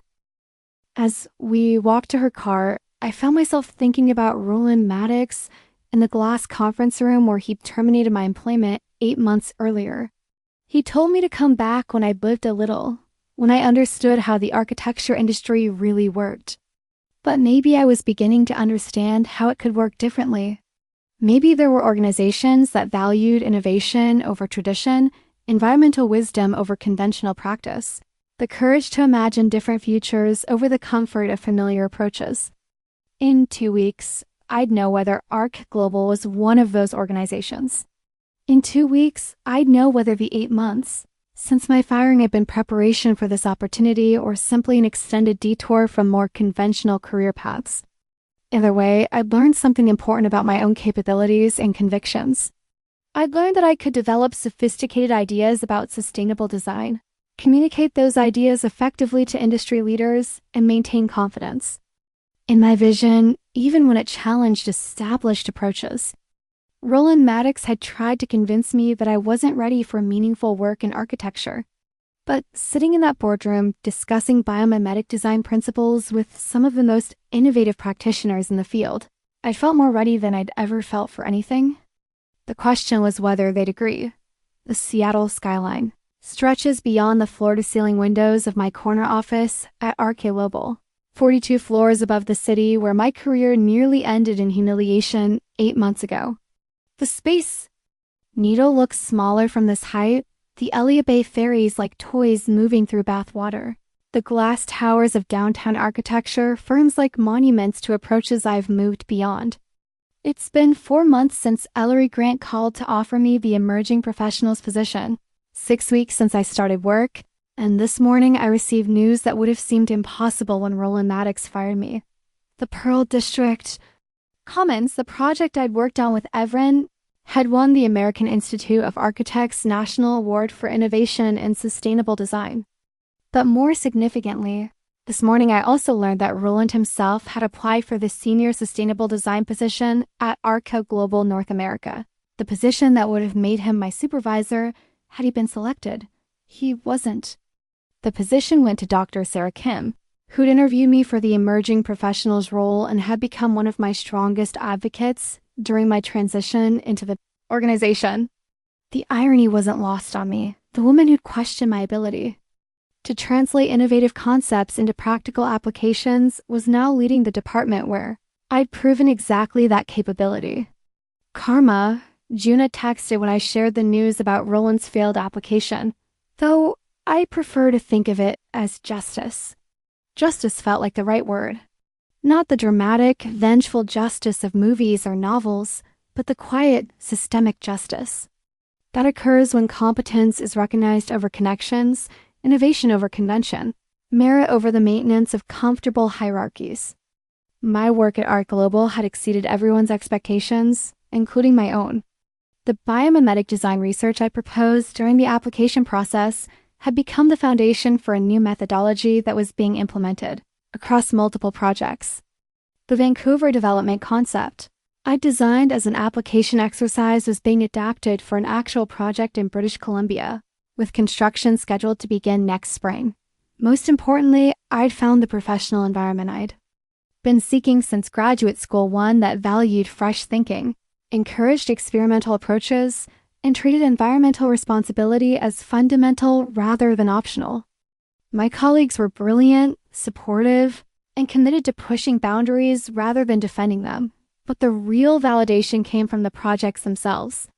The biomimetic ventilation systems were performing better than modeled predictions. The integrated resource-sharing mechanical systems were reducing energy consumption by margins that impressed even skeptical contractors. The habitat-integrated building designs were supporting urban biodiversity while providing exceptional human comfort. I'd proven that young designers could contribute meaningfully to complex architectural challenges, that innovative approaches could meet practical requirements, that sustainable design could enhance rather than compromise project performance. The vindication felt profound but also incomplete. Success at Arca Global was satisfying, but it didn't address the broader industry patterns that had led to my termination at Maddox. Wolf, how many other young architects were still being dismissed for having inconvenient ideas? How many innovative approaches were still being rejected by firms too invested in conventional practice to recognize necessary change? These questions had been on my mind when I received an unexpected email last week from Maris Thorne, my former colleague who'd witnessed my firing but remained silent. She was writing to tell me that she finally decided to leave Maddox plus Wolf, partly inspired by my blog post about industry culture and partly exhausted by working in an environment that discouraged rather than celebrated creative thinking. I'd been accepted to graduate school in sustainable design, she'd written. I want to develop the kind of expertise that will let me work on projects like yours at Arc Global. I should have spoken up when Roland fired you, but at least I can speak up now by choosing a different path. Her message reminded me that individual success wasn't sufficient if it didn't contribute to broader change. The architecture industry needed systemic transformation, not just isolated examples of innovative practice, which was why I'd been working on a new research project during my evenings and weekends. A comprehensive study of how architecture firms could integrate environmental science and biomimetic design into conventional practice. The research built on work I'd been doing at Art Global, but extended it toward practical implementation strategies for firms without specialized sustainability expertise. The study would become my first academic publication, co-authored with Evren and supported by Arca Global's research division. But more importantly, it would provide a roadmap for the kind of industry transformation that could prevent other young architects from experiencing what I'd experienced at Maddox plus Wolf. You realize you're becoming exactly the kind of professional Roland claimed you weren't ready to be. Everin had observed during our most recent coffee meeting, reviewing drafts of the research paper while rain drummed against the windows of our usual Capitol Hill cafe. They were right. In less than a year, I developed expertise in biomimetic design, contributed to award-winning projects, joined one of the world's leading sustainable architecture organizations, and begun publishing research that could influence professional practice. I'd accomplished more in 8 months of unconventional career development than I might have achieved in years of traditional professional advancement. But the most important change wasn't in my resume or professional accomplishments. It was in my understanding of what architecture could accomplish when it moved beyond conventional approaches, when it embraced rather than resisted innovation, when it treated environmental crisis as an opportunity for creative transformation rather than a constraint on business as usual. Looking out at the Seattle skyline from my RK Global office, I could see the Maddox plus Wolf building across downtown, its glass facade reflecting afternoon sunlight like a mirror turned toward the past. Somewhere in that building, Roland was continuing to design buildings that fought against their environment rather than working with it, continuing to dismiss young voices that threatened his comfortable assumptions, continuing to treat architecture as if climate change were someone else's problem. But I could also see construction cranes dotting the skyline, new buildings rising that incorporated sustainable design strategies, developers who were beginning to ask different questions about environmental performance and social responsibility. The industry was changing slowly and unevenly, but undeniably. My phone buzzed with a text from June. Drinks tonight to celebrate your research publication acceptance? I'll bring the champagne. You bring the stories about your meteoric rise to architectural stardom. I smiled, thinking about how much had changed since that night 8 months ago when she found me on our couch, holding my mother's carpenter's square and trying to understand how everything had gone so wrong so quickly. The carpenter's square still sat on my desk at Art Global, but now it was surrounded by awards, research citations, and project photographs that proved precision and innovation weren't mutually exclusive. Roland Maddox had fired me for being too young to understand how architecture really worked. But I was beginning to understand that the question wasn't how it worked. The question was how it could work better. The buildings I was designing with. Art Global were healing rather than harming, contributing to rather than depleting environmental and social systems. The research I was publishing was providing other architects with tools to do the same. The conversations I was having at conferences and in professional publications were challenging assumptions about experience, innovation, and the role of architecture in addressing climate change. Most importantly, I was discovering that revenge didn't require destroying the people who'd wronged you. Sometimes the best revenge was simply proving them so thoroughly wrong that their worldview became obviously obsolete. Roland had claimed. I lacked the experience to contribute meaningfully to architecture. But experience I'd learned wasn't just about time, it was about exposure to different challenges, different ways of thinking, different approaches to problem solving. In 8 months, I'd gained more experience with innovative sustainable design than most architects acquired in decades of conventional practice. He claimed my ideas were too academic, too theoretical for practical application. But those same ideas were now being built across multiple continents, performing better than conventional approaches, and inspiring other designers to question their own assumptions about what was possible. He'd claimed I was too young to understand real-world constraints, but I'd learned to navigate regulatory frameworks, construction budgets, and client expectations while maintaining environmental standards that exceeded anything his firm had achieved. The afternoon sun was beginning to set behind the Olympic mountains, painting Seattle's sky in shades of rose and gold that reminded me of the morning I'd spent writing my viral blog post about industry culture. That post had started conversations I couldn't have imagined, opened doors I hadn't known existed, connected me with mentors and opportunities that had transformed my understanding of what a career in architecture could become. Tomorrow I would start work on a new project, a carbon-negative office building in Portland that would serve as a prototype for Art Global's next phase of research. Next month, I would present my biomimetic design methodology at the International Conference on Sustainable Architecture in Copenhagen. Next year, I would publish a book about regenerative design principles that could reshape how architecture responds to environmental crisis. But tonight, I would celebrate with June, toasting not just professional success, but the discovery that the architecture industry was larger and more complex than I'd understood. When I walked out of that glass conference room in March, there were firms that valued innovation, clients who demanded environmental responsibility, colleagues who understood that youth could be an asset rather than a liability. Roland, Maddox had tried to convince me that I didn't belong in architecture. But sitting in my corner office, watching the Seattle skyline transform in evening light, I realized that the problem had never been my belonging. The problem had been his vision of what architecture could become. I belonged in an architecture that healed rather than harmed, that innovated rather than repeated, that treated environmental crisis as an opportunity for creative transformation rather than a threat to comfortable conventions. I belonged in an architecture that was still being built, still being imagined, still being fought for by people who understood that the future required different approaches than the past.